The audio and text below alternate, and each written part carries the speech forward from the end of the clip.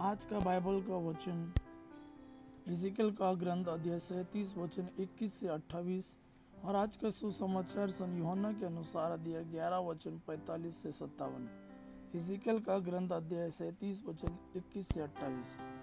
और उनसे कहो, प्रभु ईश्वर यह कहता है, मैं इजरायलियों को उन राष्ट्रों में से इकट्ठा करूंगा जहां वे चले गए हैं। मैं उन्हें चारों दिशाओं से इकट्ठा करूंगा और उन्हें उनकी निजी भूमि वापस ले जाऊंगा। मैं अपने देश में तथा इजराइल के पर्वतों पर उन्हें एक राष्ट्र बना दूंगा और एक ही राजा उन सब का राजा होगा। वे अब से ना तो दो राष्ट्र होंगे और ना दो राज्यों में विभाजित।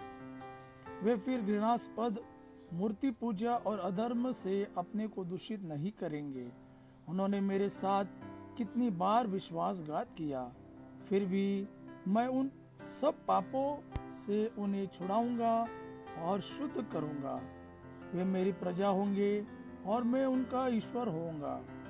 मेरा सेवक दाऊद उनका राजा बनेगा और उन सबों का एक ही चरवाहा होगा।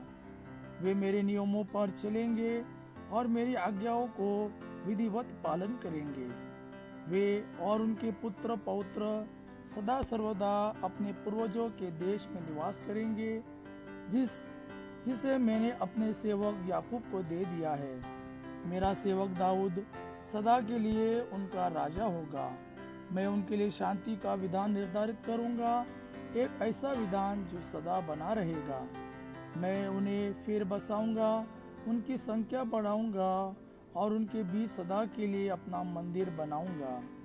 मैं उनके बीच निवास करूंगा, मैं उनका ईश्वर होऊंगा और वे मेरी प्रजा होंगे। जब मेरा मंदिर सदा के लिए उनके बीच स्थापित होगा, तब सभी राष्ट्र यह जान जाएंगे कि मैं प्रभु हूँ जो इज़राइल को पवित्र करता है।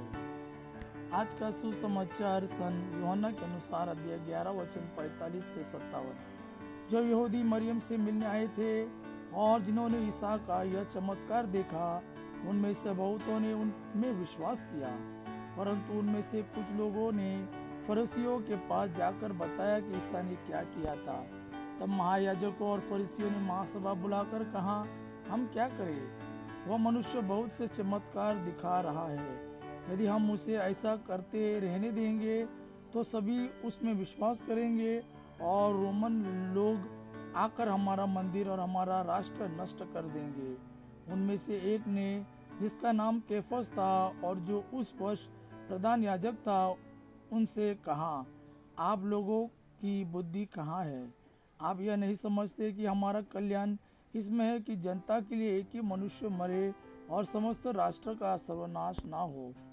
उसने यह बात अपनी ओर से नहीं कही। उसने उस वर्ष के प्रधान याजक के रूप में भविष्यवाणी की कि ईसा राष्ट्र के लिए मरेंगे, और न केवल राष्ट्र के लिए बल्कि इसलिए भी कि वे ईश्वर की बिखरी हुई संतान को एकत्र कर ले।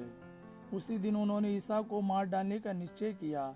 इसलिए ईसा ने उस समय से यहूदियों के बीच प्रकट रूप से आना जाना बंद कर दिया। वे निर्जन प्रदेश के निकटवर्ती प्रांत के एफ्राइम नामक नगर गए और वहां अपने शिष्यों के साथ रहने लगे। यहूदियों का पास्का पर्व निकट था।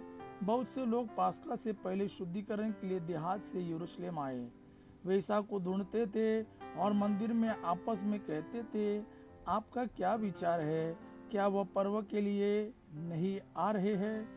महायाजकों और फरीसियों ने ईसा को गिरफ्तार करने के उद्देश्य से यह आदेश दिया था कि यदि किसी व्यक्ति को ईसा का ठिकाना मालूम हो जाए तो वह उसकी सूचना दे।